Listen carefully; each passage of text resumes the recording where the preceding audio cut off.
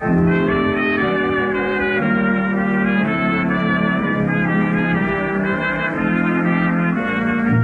the night is calm and peaceful, loving hearts are all in tune. There's two lonesome people in the whole wide world. That's me and the man in the moon. When the little birds are nesting and I listen to them croon, there's two lonesome people. So there's the first core had a beam of light, right? There was like something that signified where it was. Yeah, was there? Who knows? Can we tell where the core is right now? From your current position of underground, no. Well, once we go outside, I mean. Oh, yeah. I mean, if you guys go outside, yeah. Fine, we go outside. You go outside at one of the corners of the core. I guess you could call it like a compound almost. I hate that word. Okay, sorry. Conjunction. What'd you say? Conjunction. At the corner of the conjunction, there's like this. It looks like almost a bell tower, and you can see a glow coming from the top where a bell would be. Oh, time to go put a crack in that bell. Get it? Because no, the Liberty Bell. There's a crack in the Liberty Bell. What? You know? Okay, let's go. Let's go break the core. Dandy doesn't know anything about the Liberty Bell. Dandy's an uncultured swine. Oh my I don't God. say that out loud. No, I don't say that to Dandy. Your innermost feelings. I leave. Ernest walks towards the bell tower. God, I'm so tired. Ugh. All right, boys. There's probably someone in there, so I'm gonna have my butter cutter in one hand. Harvey, if you shoot yourself or me, I'm going to be very mad. Why would I do that? I'm gesturing to your foot. Please don't shoot yourself again, Harvey. I was just overcome with a rage at this foot in particular. Don't worry about it. All right. Well, hopefully you got it out of your system, my dude. Because I don't know if you can take another hit. So I'm gonna... Are we there? You are at the foot of the bell tower. I'm gonna get my ice dagger and my butter cutter ready. Can I rename my ice dagger? To what? Icy knife. Ice cool. Icy hot. Anyway. The bone chiller. The bone chiller. The bone chiller's pretty good. Isn't that something, though? An expression? Isn't everything something? Yeah, the bone chiller and the butter cutter. Sweet. I'm so glad that we were able to come up with this now. You know, Max, Nice. so am I. So in my weapons, I have them as the ice dagger and the fire axe. I don't have the Sweet. butter cutter. Okay. All right, y'all stand at the foot of the clock tower. Here's what we're going to do. Ernest, lead the way. I'm going to bring Harvey in. If we get into a fight, Harvey, stand behind me. But if you shoot me, I'll be really mad. Please don't shoot me. I'm but stand not behind me, shooting 'cause people on purpose. I know you're not. No. I'm just saying, please. Just don't. I'll But do stand my behind. best to not. But just stand behind me or Ernest because you cannot take another hit. Okay. All right. So you climb your way, like around the stairs of the clock tower. As it winds ever upward, y'all start to get a little out of breath.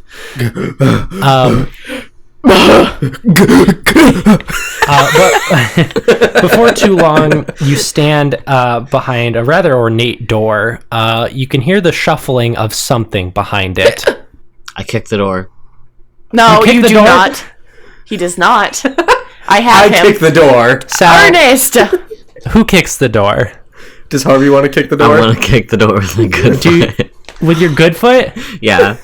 Okay. Everybody's got to kick a door except Harvey. Like not really hard, not to like kick it in. I just like kick the door. Can I like pick you up by the waist and just hold you away from the door? Yeah, Harvey just kind of like kicks it a little bit. just makes like a soft thump, and Danny, you just sort of like pick him up by the waist and just lower him like a few feet to the left. No, I'm not lowering him. Oh. So while this is happening, while this ordeal is happening, I'm gonna peek in a little bit through the door. Okay, you peek in a little bit through the door. Is there a keyhole? Yes. I peek in through the keyhole. You peek through the keyhole. Yeah. You see the core and all of its Corey glory. Much like the first one that you guys took out, this one looks pretty bad. Okay, good. Probably as a result of the mayor dying. Yeah. And speaking of, you did find him. He is now about 8 feet tall, and his skin has taken on the same gross complexion as the monsters you all just bashed. I go, Push him in. Push him in. I go, ugh, gross. Push him in. Push him in. Does he know that I'm here? No. Does he have any tentacles sticking out? No tentacles. All right, here's the game plan. He's not like he's not a demon. He's just a monster. All right, you guys ready for this? Yeah. I look back at Dandy and Harvey, and I'm like, guys, here's what's gonna happen. Okay. I'm gonna go drop kick this boy into the core. Are you ready? I'm ready. All right. I look at Harvey and I'm like, are you ready? I'm ready. All right. I'm still holding him. In the air, I imagine he's kind of kicking, but he's like, yeah, I'm ready. Naughty boys get a timeout. All right. Ernest chuckles, and then he sneaks. he goes a bemused father. I chuckle. And then he... Harvey's older than both of us. I know. How old is Harvey? Like 25? He's 20, I think 27. No, 26. He's 26. Okay. Ernest and I are 23. Yeah. Oh my god. Okay. So I'm gonna sneak up behind the monster. He doesn't have... Wait. He's got faces all over him, doesn't he? Yeah. Do they work? No. He can't see out of the other eyes? There are no eyes. Oh, it's just faces? These are just like blank faces. Ew. Drop Yeah. kick him. I'm gonna drop kick him in his face. All right, so you like push the doors open, and you run up. I sneak. Oh, you're sneaking. Yeah, I'm sneaking. Oh, roll stealth then. Yeah, no, that's what I'm doing. Oh, I my thought you were bad. going to want to run up to get some momentum. No, I'm gonna stand behind him and I'm just gonna go with that exact noise. All right. So my stealth is of course a 95, and I rolled 23. God. Okay, great. So I don't have my my extreme success written down, but I believe that's an extreme success. No, that'd be the 1/5 value. Yeah, you're right, quite because that would there. be like a 16. So yeah, I got a hard success for that Yeah. stealthy. Yep. Stealth. Super stealth. So I'm right behind him. Yeah. All right, I'm gonna just gonna kind of stand up real slowly, and I'm gonna roll strength. Strength, right? Yeah. Okay. I got just normal success on that one, and I'm gonna go as I kick him. I guess to combat that, I'll roll Constitution. Would you get a normal success? Yeah. Okay. You kick him. I don't think you quite have the power to do what you were gonna do and Right. kick him into the core, but you can roll damage. Okay. Cool. That's just unarmed. That'd be 1d3 plus damage bonus. Yes. Hey Max, I got some good news for you. This is gonna be a nice kick. Yeah. Yeah. Because I did get a 6 and a 4, so that's... You did 10 damage? No. 6 divided by 2, so that's 7. Oh, okay. I did 7 damage. So for 7 damage, you oh my god, that's a fucking good kick. You probably dislocated his back. He's like, as it stumbles backwards and just kind of, well, it doesn't stare at you, but its main face is looking at you. Hey. And Dandy, you're up. Okay. I gently set Harvey down. And then can I reel back, and am I like close enough that I can rock over and punch this thing? Yeah. I punch him. You punch him. I think he's going to try and do something to you. Goodbye, world.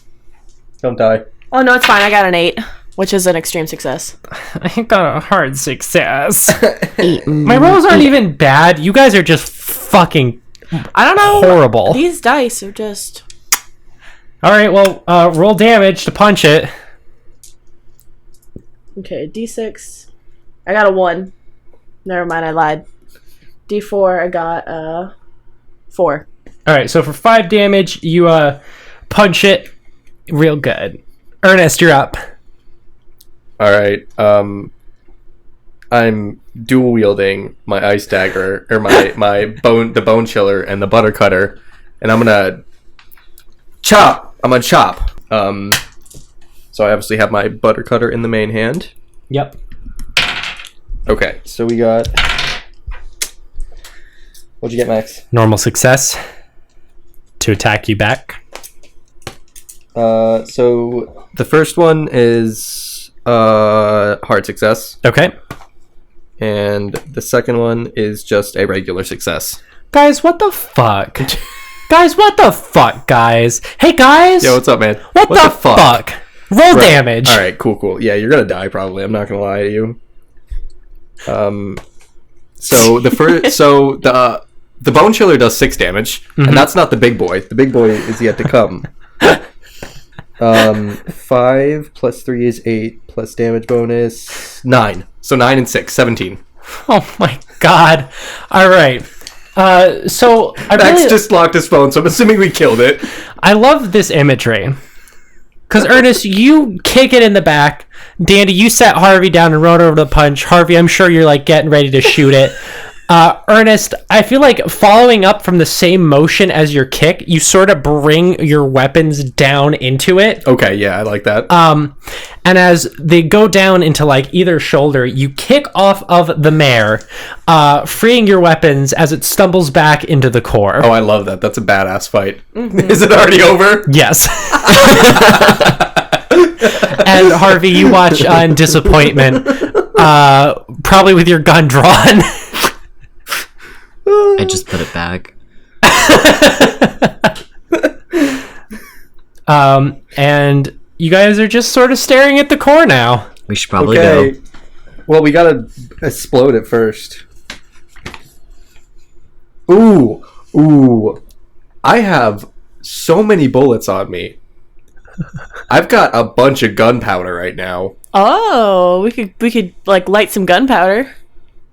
I'm gonna empty out those bullet casings. Okay. I'm gonna get that gunpowder out of there. You all kind of huddle around in a cute little semicircle. I'll help an Earnest get some gunpowder out of bullets. Arts and crafts. So hold on. Before we do that, Ernest, here's what's gonna happen. Ernest is gonna rip off a little bit of length of his shirt, and he's gonna make like a little sack for the gunpowder. Okay, yeah. So we're gonna keep all the gunpowder in this little sack, and then we're gonna make a trail. We're gonna make a trail to the bottom of the tower, or as far as I can make it. As far as I can make it, and then we gonna. How are we gonna get out of here?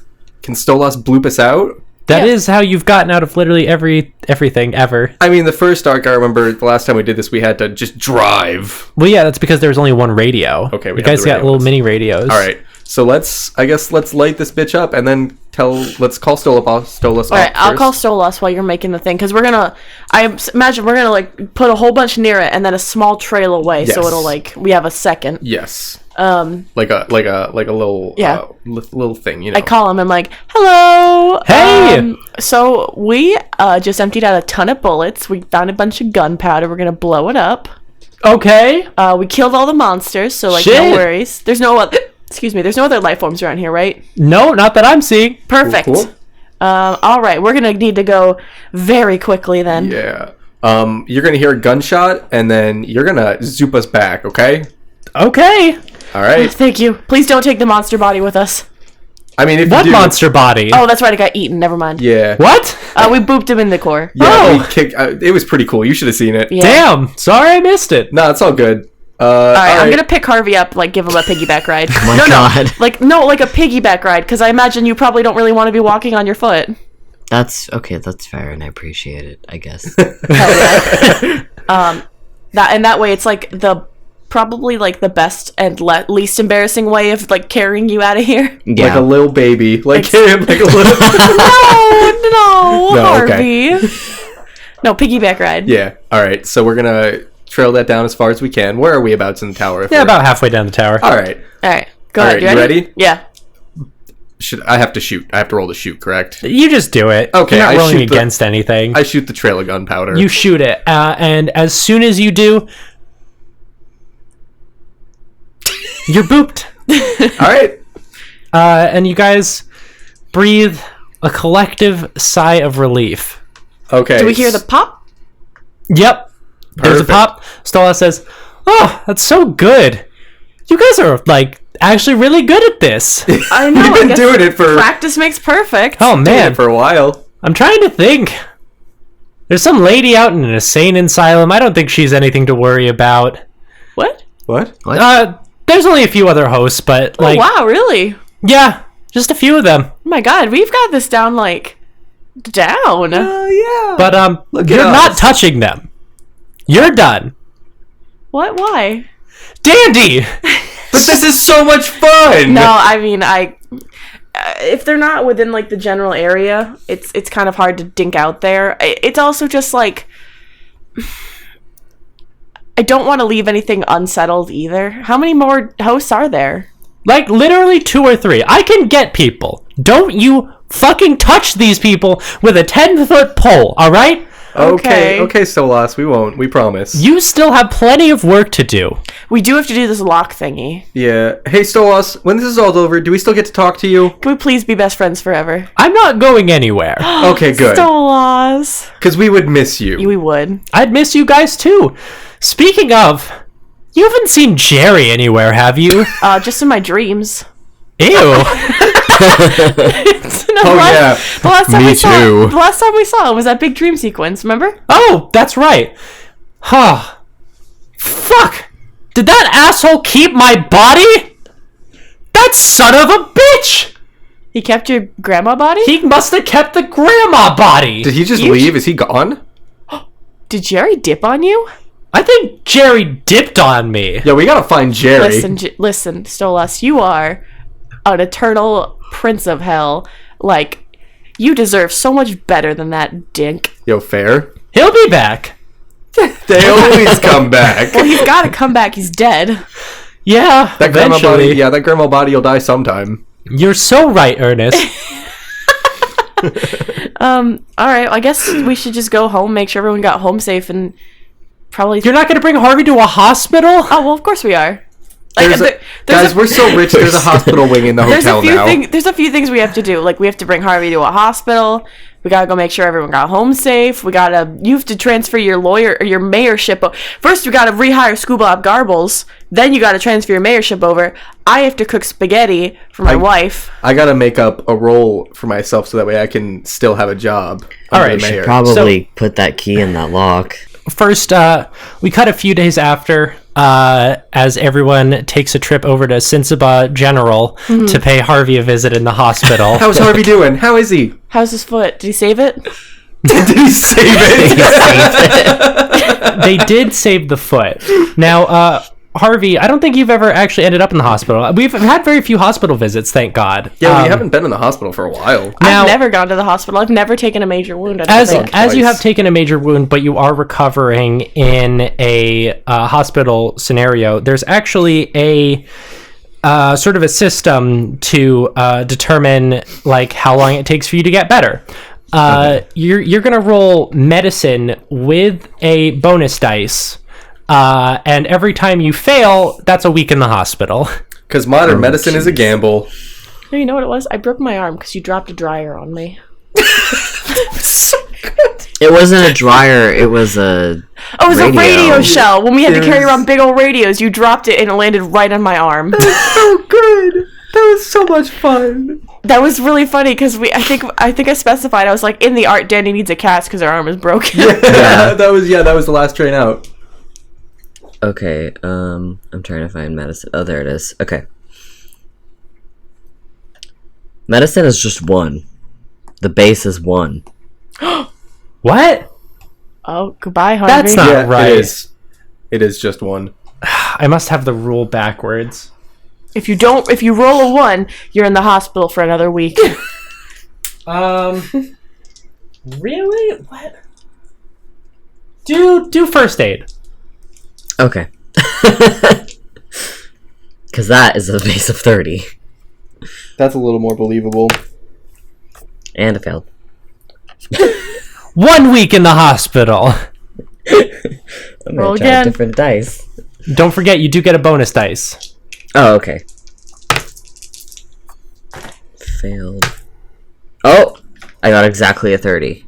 Hell yeah! So you spend 2 weeks in the hospital. That's pretty good for a shot foot that you took 10 damage from. Oh, I mean, I'm sure that Harvey's going to be in a cast for a while. Oh, yeah. But you are able to start recovering health before very long at all. which is really good. Congratulations. Yay. We cut now to something that Mark wanted to do pretty early on in the arc. Earnest, as mayor of Cinciba, you call an important town meeting. People are confused about why and how you're the mayor. However, several dozen eyewitnesses are able to confirm that you did indeed recite the ancient incantation that grants mayorhood after the death of Mayor Bert Capoletti, whose body was never recovered. Can I just ask, what was the actual thing that I had to say? Did I get it right? You got it pretty close. Okay, cool. Close enough that it worked. And people for 2 weeks, Earnest. All right, how long do you keep it for? Well, I want to. Do you want to wait for Harvey to get out of the hospital before you do it? Yeah, I'm going to stay under the radar for the time being until Harvey gets out of the hospital and we've got all our stuff sorted out. Well, under the radar is kind of relative because you do spend a few weeks as the mayor of Cinciba. I guess I could do some paperwork and stuff as mayor. You don't make any big changes right away? Prohibition is gone. Well, no. First day on the job, prohibition is gone. Your secretary looks at you and says, "That you can't just do that." Why not? I'm the mayor. It's in the Constitution. Yeah, change it. I'm the mayor. Ooh, he excuses himself. Perfect. Prohibition is legal. Prohibition is gone. And after a few weeks, Earnest, you call a town assembly. Yeah. Is this giving over the mayorship? Well, you want to do a few things. Yeah. I want to. So who are your guests of honor? Okay, I got my boy Harvey. Mm-hmm. I got my girl Dandy. Ooh. I got Captain Punch in my pocket. Nobody knows about him though. Okay. All right. I'm gonna have Marcus because Marcus is my boy. And that wasn't exactly what I meant when I said guests of honor. Scooblop. Okay, yeah. So you invite Scooblop Garbles. Yeah, Scooblop is there. His son Doug is there too. Doug, my boy. I don't know him, but my boy Doug. Who was it? Was it Kit? Yeah. Okay, Kit and her partner. Yep. So Kit and Haverson. Kit and Jamie Haverson. Yeah. So Kit and their partner. What else did I want to do? Wasn't there something else I wanted to do? You want to do something about Scooblop Garbles? Yeah, no, Scooblop is there. I just couldn't remember what the last thing I wanted to do was. I think that was it. Oh, I wanted to make up a role for myself so that way I could stay in as a political man, but not a mayor. Okay. Before this, I guess, in that 2 weeks where Harvey was in the hospital. Yeah, no. I was gonna do chief of the town. Town chief. Why don't just literally vice mayor? Senior junior mayor. That's the official title of it. Is the senior junior mayor? Hold on. Let me Google it if there's an actual title for just below mayor. Yeah, it's senior junior mayor. While you're doing that, Earnest. Yeah. Your friends, family, loved ones, as well as a good amount of townspeople are staring up at you as you take the podium. Hello, my good friends / townspeople. I have a few things that I want to address at this meeting today. Number one, did you find anything, Beth? Hold on, I think I did. I just Googled it bad. All right, I'm gonna. First, I would like to formally reinstate Mr. Scooblop McGarbles, Chief of Police, as Chief of Police.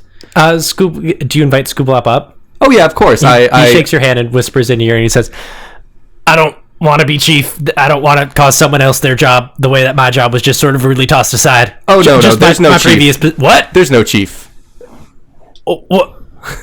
What do you mean? There's no chief.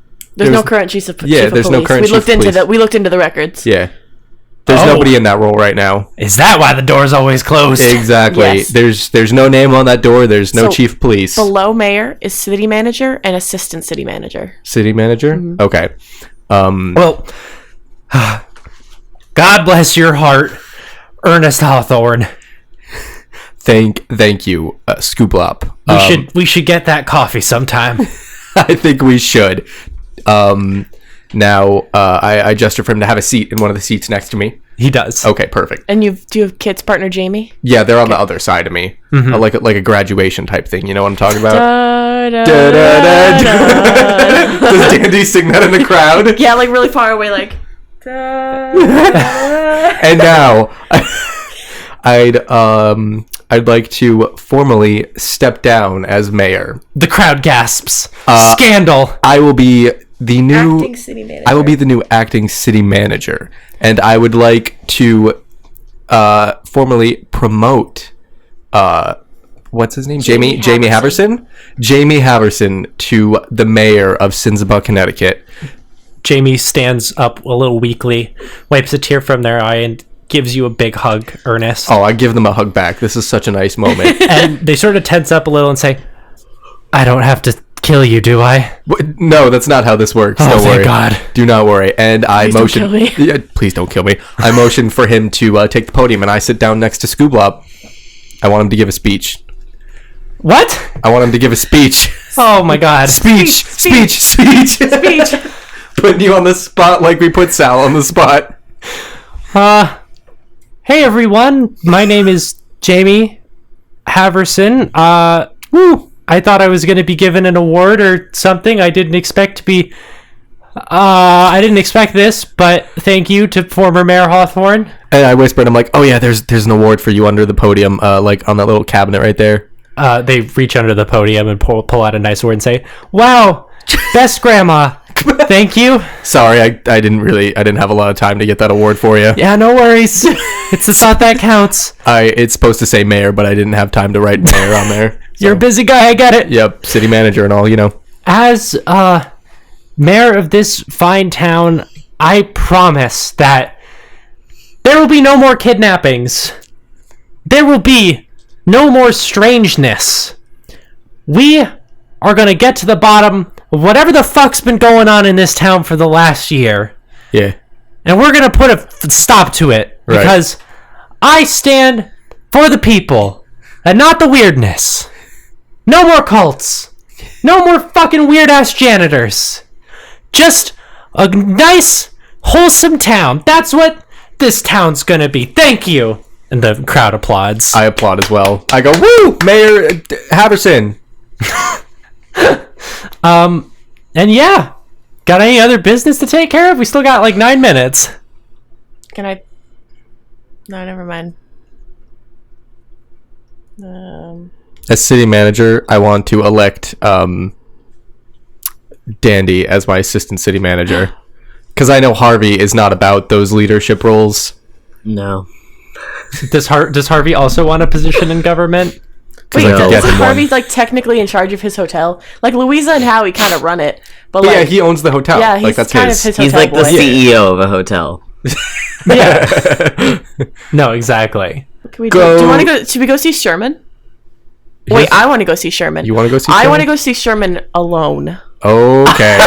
Can we do that should we do that now Yeah, or in we'll do it between? now. Okay. So in between, like you've named Harvey's just out of the hospital. We're getting like tomorrow's the big day with the lock thing that we're gonna do. Right. Well, no, not tomorrow. Oh, we're not doing that today. No? Oh, okay, never mind. That's for the. Oh boy, no! Oh, I thought we were gonna do that like ASAP. I don't think you remember like what all has to happen. Yeah, like you'll have to remember everything.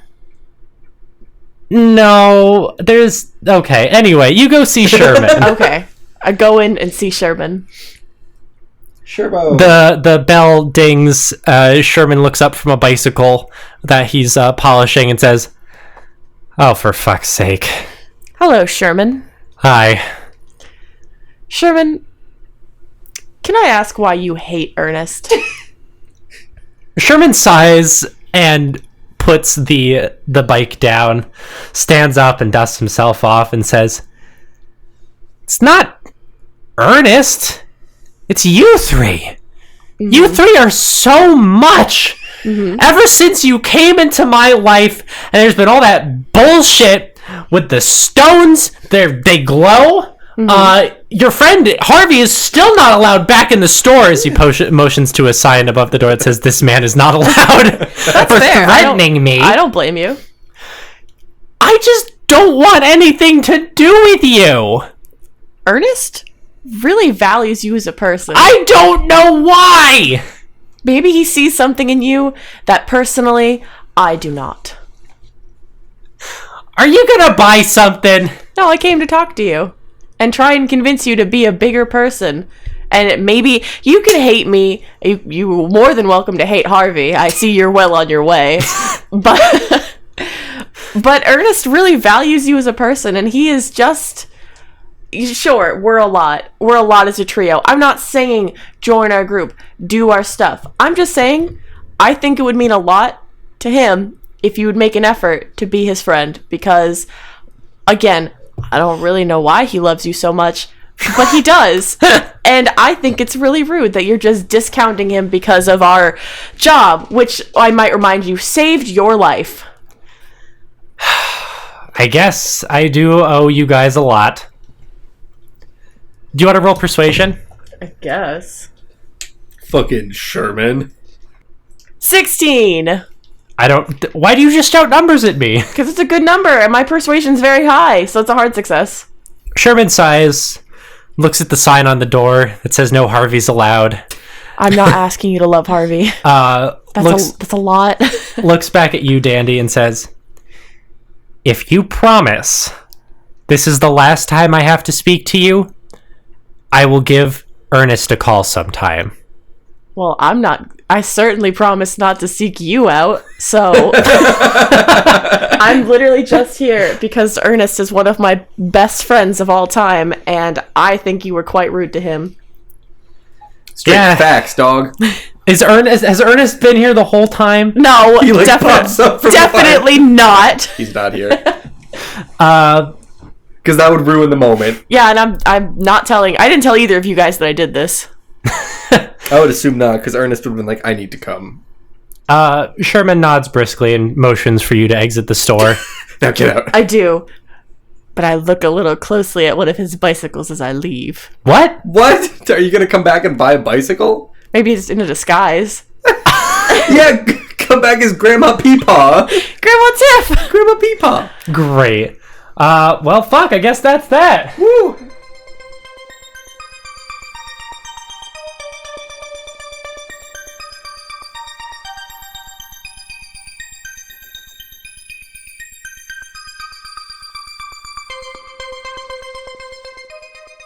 Hi, everyone.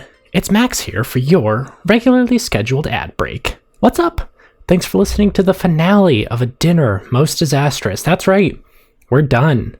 And I know what you're thinking. You're thinking to yourself, well, what comes next? Why, we're only halfway done with the episode. And I don't know what we're going to call it yet, but assuming that it hasn't been given away in the title or the description, we'll talk about that in a few minutes.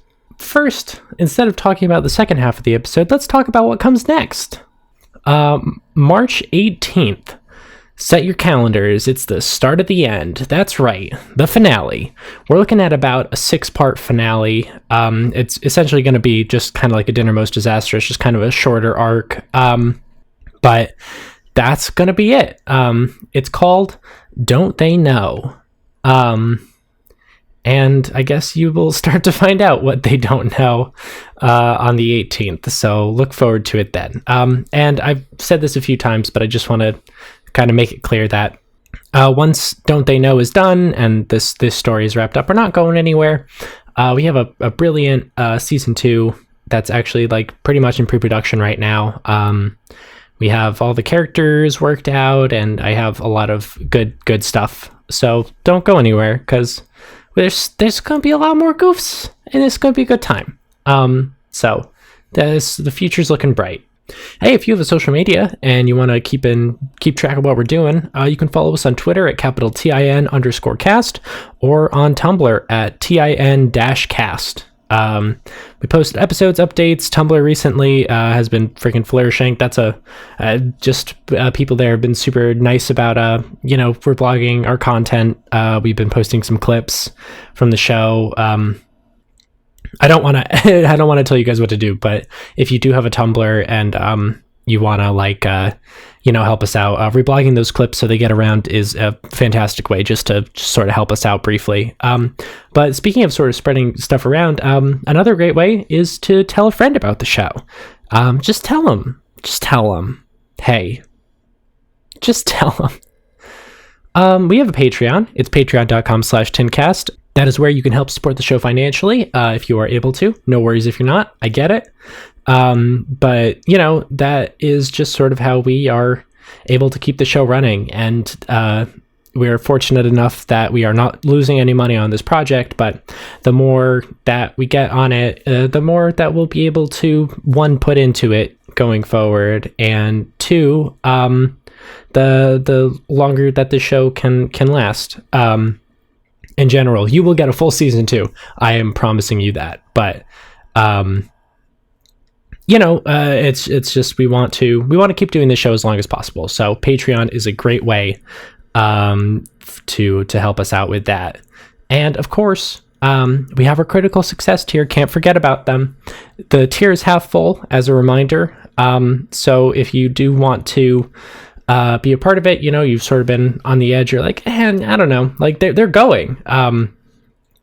Actually, kind of quicker than I thought they would. So please, if that's something you're interested in, I recommend doing that sooner than later.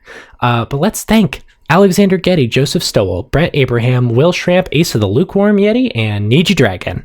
Thank you guys so much for your continued support of the show. Hey, we are a podcast, and because of that, we appear on services like iTunes. The cool thing about services like iTunes is they let you leave a rating and a review, and you also have the option to subscribe. And if you could do any or all of those things for us, that's a big help. Subscribing is a big help for you, though, because, bam, episode, there it is, every Monday. Haha.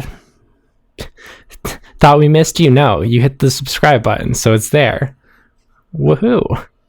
All right, so we're just about ready to get back into the show. So I guess maybe we can talk a little bit about what you're gonna hear. It's something that good old Brett, has wanted to do pretty much since we started the podcast. He developed this background for Jimmy James, his own, I guess you could call it a tragic backstory, but it just something to give a little more context to what makes Jimmy James Jimmy James. And we didn't have the opportunity to sort of nail it down before he left. And we're very pleased to be bringing this to you now, before the story's over. So please join me in Jimmy James's backstory. Hopefully we'll have a cooler name for it by the time this goes up. All right, enjoy it. It's wild. Bye.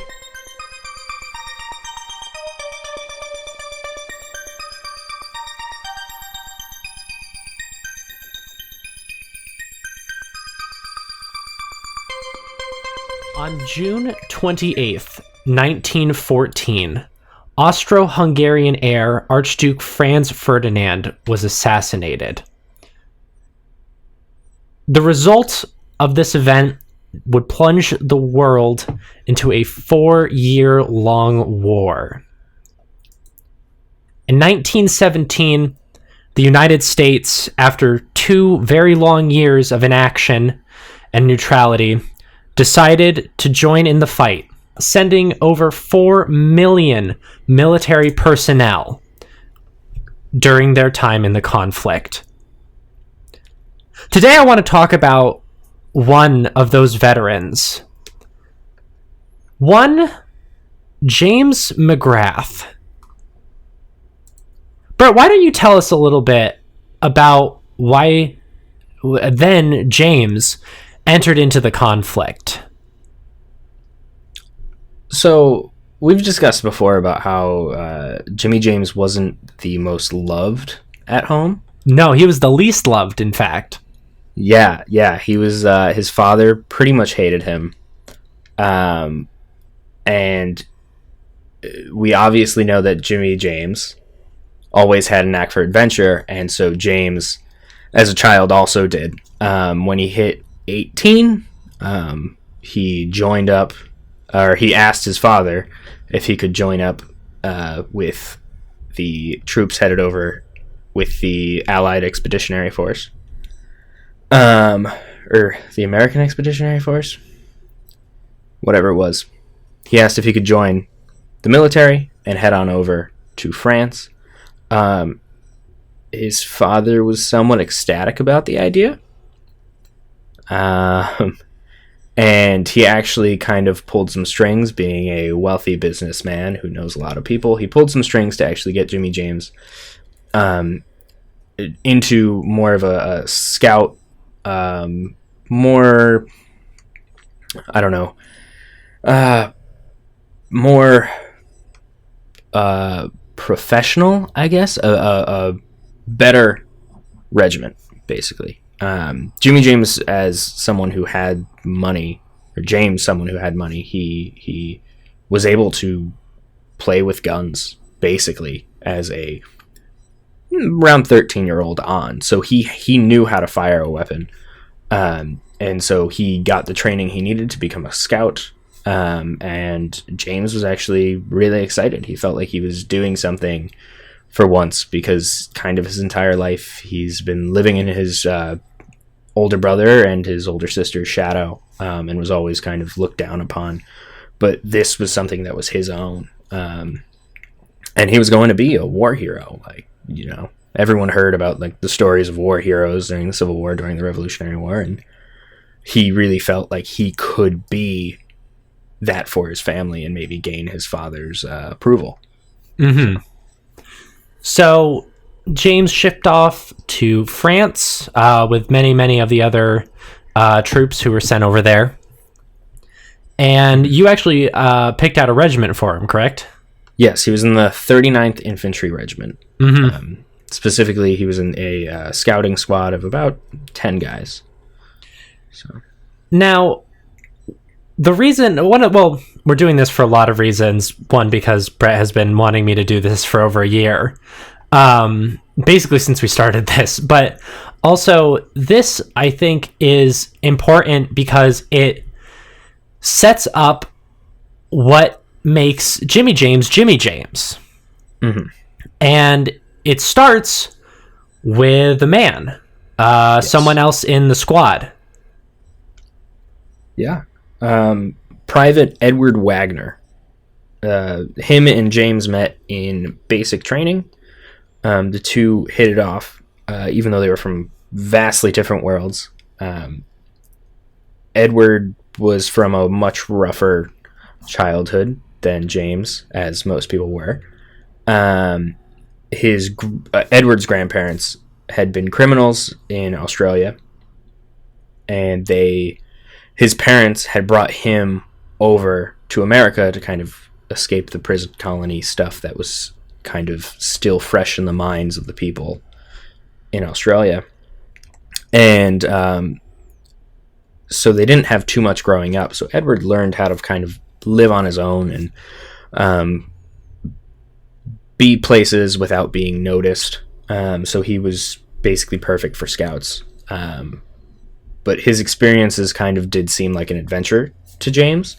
And so James really enjoyed listening to his stories, but also Edward had obviously a lot of experience. So he was sort of teaching James a lot of different things just about living and life. And James was just gobbling it up, meeting someone who was very out of his circle. Mm-hmm. Which I'm sure was like just an incredible experience. Mm-hmm. And also, Edward was the first person to ever call James Jimmy. Mm-hmm. Yeah. For whatever reason, Edward just started calling him Jimmy rather than James. And that didn't really stick at first. It took a little while for that to stick, but as they got closer and closer, James became more comfortable with the less formal version of his name, because his father would never have called him Jimmy. No. Which I'm sure also, like, to a certain extent, fed into Jimmy James liking it more. Oh, yeah. I would imagine. Oh, yeah. It was kind of like him being like, oh, yeah, like, I can be kind of a rebel here, you know. I'm out here doing my own thing. I'm, like, making my own way. I'm kind of taking my own name. It was a lot for Jimmy James to kind of feel like he started having control over his life, which is ironic being in the military, but yeah, no, absolutely. Of course, though, we wouldn't be doing this if it was all peaches and cream and everything went super well all the time, because there was something specific that you wanted to talk about. Even within this, we wanted to do a specific thing. Do you want to sort of set the stage? Yeah. So in about June of 1918, the Americans and British and French were planning on their final assault into the German territory. The assault wouldn't happen for another couple of months, but James was a part of one of the scouting squads that had been sent across the Franco-German border through the forest into Germany to kind of determine the size of German forces on the other side. And they crossed it was his squad of 10 men. They crossed into the border and with the mission specifically to find out if any forces that would be sent into Germany would find more resistance than anticipated. And they did. Yeah. Your squad did. Yes.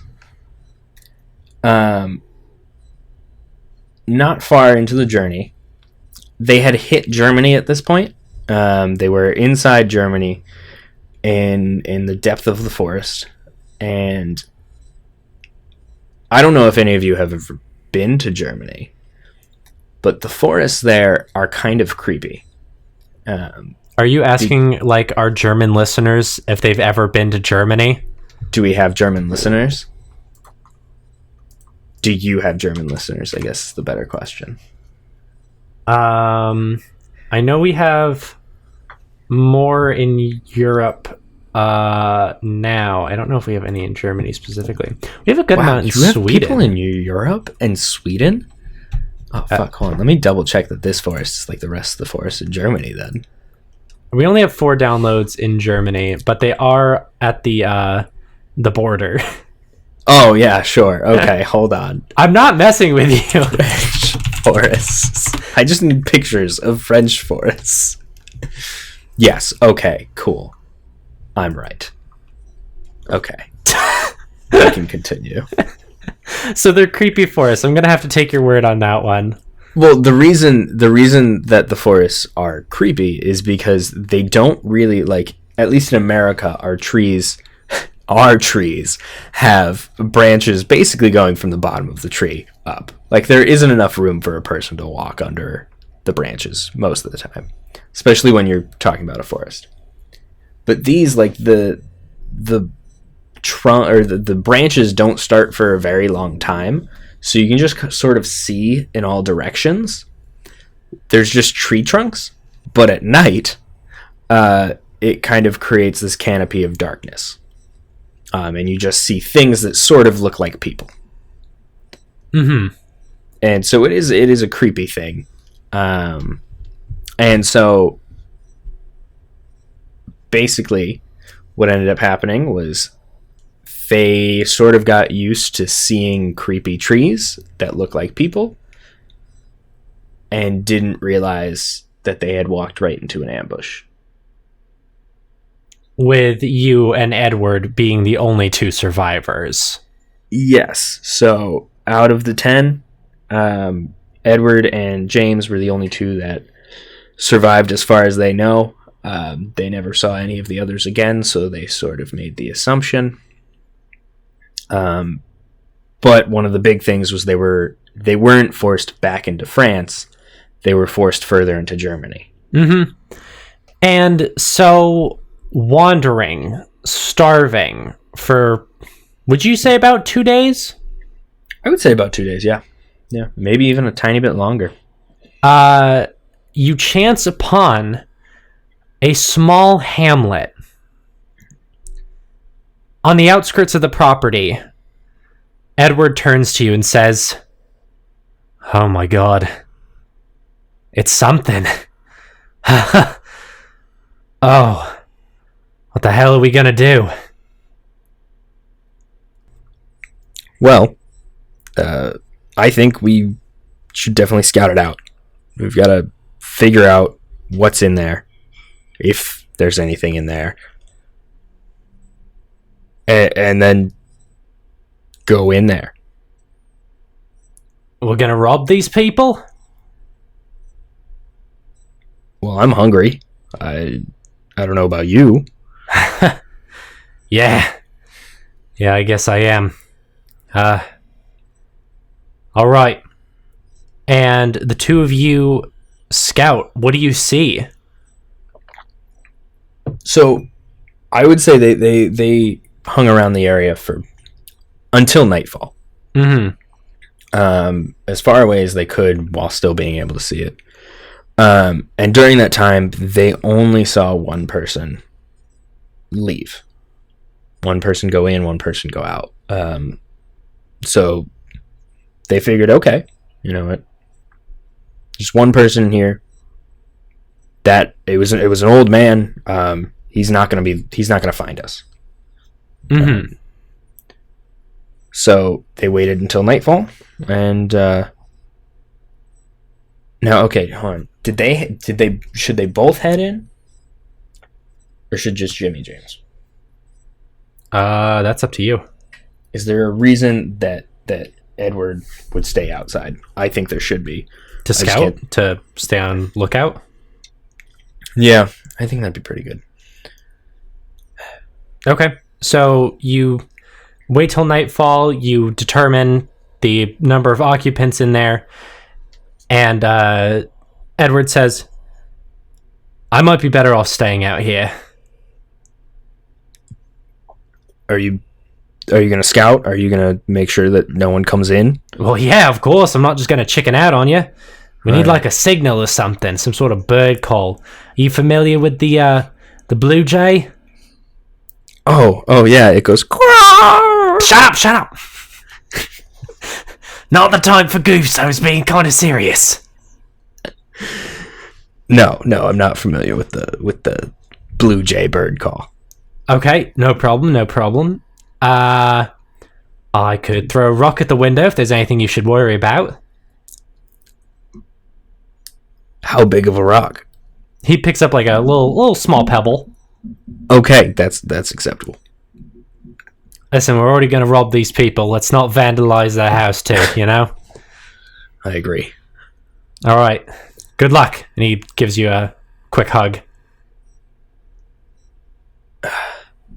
We got this. Jimmy, you got this. All right, watch my back. He nods as you turn, and you going through the door, the window? I would say he goes through the front door. All right. The kitchen's probably right through the front door. Mm-hmm. So you go inside the house, start rummaging around. You can feel your stomach growling as you pick up a loaf of what looks and smells like very fresh bread.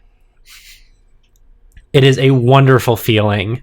As you continue to root around, you find some smoked meat, a few vegetables, and what goes wrong?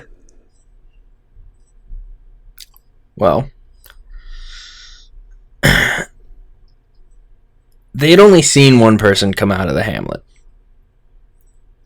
That didn't mean there wasn't someone else inside. Mm-hmm. What they assume at this point is the old man's wife. While the old man went to bed, the old woman was still awake. And she overheard something in the kitchen, and she went and got her husband to go check it out. And so, as you turn to leave, Jimmy James, your path forward is blocked by an older gentleman. in some pajamas, who looks pretty horrified to see you. And he points a shaking finger at you and speaks in German. I will neither attempt to butcher their language nor pretend that Jimmy James can understand it. And what do you do? James sort of panics. He got so caught up in the fact that he was going to eat soon that he kind of forgot about sneaking and being prepared. So his immediate response was to, pull a pistol on the guy and pull the trigger. The gunshot echoes through the house. You hear his wife scream as he falls, and you just start running as fast as you can. A few carrot sticks fall out of your hand as you make your way back over to where Edward is waiting, who looks horrified and says, "What the fuck just happened, Jimmy?" There's no time. We just have to go. He takes one look back at the cottage, nods at you, and starts running as the two of you get far, far away from the hamlet. This woman, well, as a witness to what went down, reports it to the local authorities, who then take it one step further. About 3 days after your escapade, as you travel through the forest, still unsure of a direction to go, but feeling closer to home than you were, Edward stops and says, get up. And he motions for you to step on his hand as he attempts to elevate you to the start of climbing a tree. Okay. What does James see? What? Did you not hear anything I just said? What do you mean? You said he elevates... Okay. Yeah, okay. So, you and... that didn't click for me. So, you and Edward both get up onto the tree, and James, as you look around, you don't see anything, but you hear what sounds like footsteps, a lot of footsteps approaching you rapidly. And Edward says, "Those aren't our guys." How can we be so sure? He looks hesitantly towards the noise and back at you and says, "Squad's down. It'd take a few days for anyone to get out here and find us." "No. It's them." All right. Should we run? Kind of. I'm sorry, kind of? He puts a hand on your shoulder and says, "They were right. We're this close to the border and they found us within days. Someone's got to get back there and tell them." Yeah, we're both gonna get back there and we're gonna tell them. "Jimmy, listen to me. We're not both making it back there. One of us is going to stay behind as a distraction." Ed, we can do this. We can get back there. We'll be fine. I knew you were going to do this. Jimmy James, make me proud. And he pushes you. Out of the tree? Out of the tree. You brace for impact, and it hurts. Stunned for a second, Edward follows behind you, landing a little more nimbly on his knees.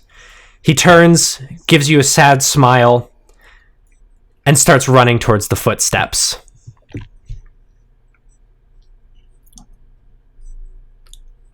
I guess James runs? You run the other way. away from the footsteps, away from Edward. It doesn't help the distance that you get, because before too long you do hear the sounds of shouting, and a single gunshot goes off. And you keep running. Beyond all odds, beyond what anyone would have expected of you, you return to camp, the sole survivor of the 10-man scouting party, to deliver the news that the Germans are indeed much closer than anyone would feel comfortable with. Does Jimmy James... Well, I shouldn't say does Jimmy James do anything to immortalize Edward, because yes, he takes the nickname and then eventually starts using an Australian fucking accent. But does he do anything for Edward? No. He doesn't... He never knew enough about Edward to actually do anything for him. He didn't know really where he was from. He had a city, but that's about it. He didn't even know his parents' name. Fuck. Is there any... I feel like we need like a solid conclusion. I don't know what to like say though. I feel like a huge part of this is the fact that there isn't for Jimmy James. That's why this hit him so hard. Damn, Brett. That's some deep shit. Well, thanks for coming on and and doing this. I'm glad we could finally, sort of talk about the backstory that you worked very, very hard on. Yeah, this was like the big thing that I wanted to do pretty much at any point during this podcast. Yeah. As soon as I figured it out, I knew like this has to come up. Well, I'm super fucking glad we got the chance to talk about it. Me too.